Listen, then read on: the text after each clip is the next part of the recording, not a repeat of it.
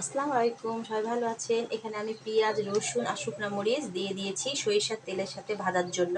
আজকে আমি রান্না করব কচুর শাক।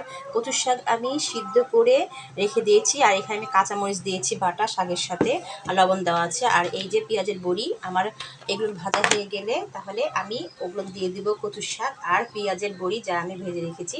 আমি এগুলো ভালো করে ভেজে নিই।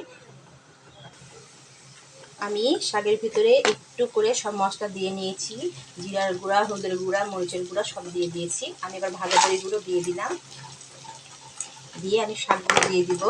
যারা যারা আমার পেজটা এখনও ফলো করেননি, ফলো করে দেবেন। ঝটপট লাইক শেয়ার কমেন্ট করতে ভুলবেন না। সবাই পাশে থাকবেন সবসময়। কিছুটা পানি দিয়ে দিব, তাহলে বড়িগুলো সিদ্ধ হয়ে যাবে। এবার আমি এটা হালকা আছে এগুলো হতে দিব, দিয়ে শুকনা করে হয়ে গেলে নামিয়ে নেব।